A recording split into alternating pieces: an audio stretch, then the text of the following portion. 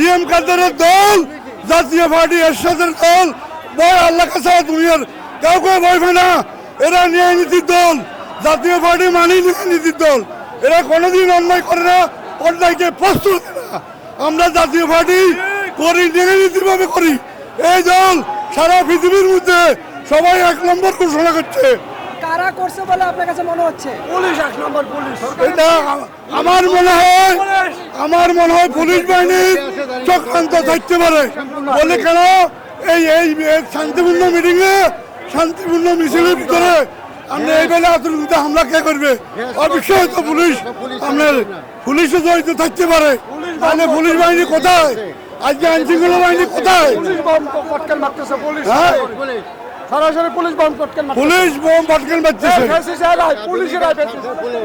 এই পুলিশেরা যদি নীতি পাবে না চলে, আগামী সামনে পুলিশের জন্য ভয় আছে।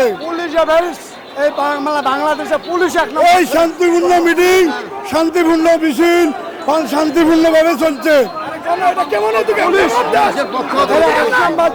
আমরা সামনে এসে সকাল থেকে আমরা অবস্থান নিচ্ছি। আমরা 12টা থেকে এখানে আসছি, আসাম অনুষ্ঠান শুনতে আসছি। আমরা বসার পরে কিছুক্ষণ আগে ওরা চেয়ার টেবিল পুলিশরা চাপাইতেছে। তা আমাদের অনুষ্ঠান থেকে বারবার নিষেধ করা হয়েছে যে আমাদের লোকজন শান্তিপ্রিয়ভাবে তারা অনুষ্ঠান করতেছে, আমরা অনুষ্ঠান দেখবো, আপনারা অসুবিধা ডিস্টার্ব করেন না। কিন্তু তারা কোনোভাবে মানতেছে না। তারপরে তারপরে আপনার যখন আমাদের প্রেসিডেন্ট সদস্য অনুষ্ঠান শুরু হলো, প্রেসিডেন্ট সদস্য বক্তব্য শুরু করলো, এখানে মিলন ভাই বক্তব্য দেওয়া অবস্থাতে তারপরে শুরু করার পরে আমরা মনে করেন যে এখান দিয়ে আমি পাশে ছিলাম, এখানে চলে যাওয়ার পরে সাউন্ড কাটবে আমার পাশে বললো। আমি তখন কিছু শুনি না।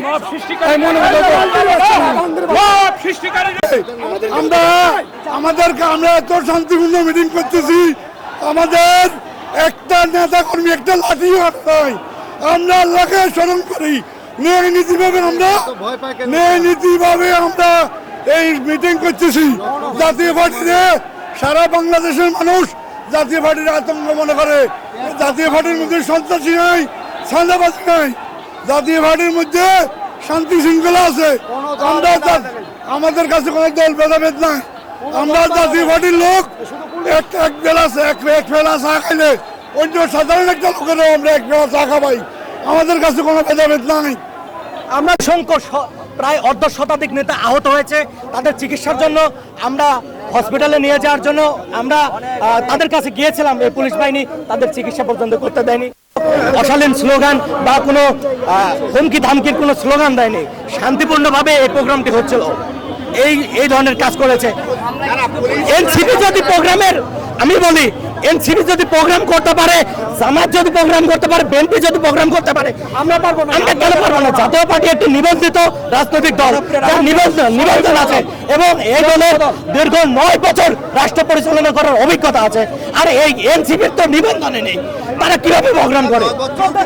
শান্তিপূর্ণ এবং নিরপেক্ষ রাজনৈতিক দল থেকে থাকে সেটা জাতীয় পার্টি। জাতীয় পার্টির বিগত দিনের রাজনৈতিক ইতিহাস দেখে দেখুন।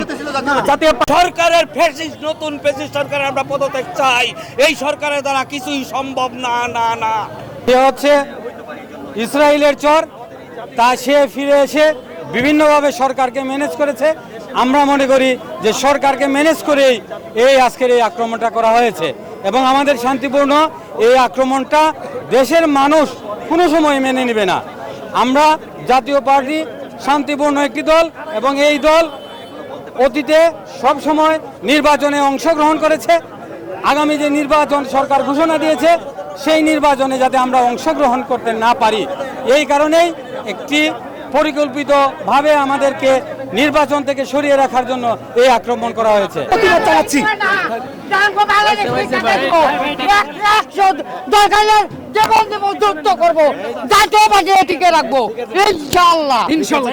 প্রশাসন এগুলো আলাপ করছে, প্রশাসন এগুলোর সহযোগিতা করছে আমাদেরকে।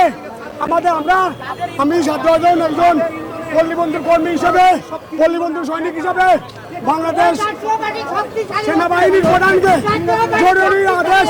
জরুরি অবস্থা জারি করার নির্দেশ এমন মেহনত অনুরোধ করছি। আমরা দেশে আর সেনাবাহিনী ছাড়া শান্তি আসবে না। সেনাবাহিনী ছাড়া এই দেশ আর শান্তি আসবে না। সেনাবাহিনী একমাত্র শান্তির পথে বাংলাদেশের মানুষের শান্তি দিতে পারবে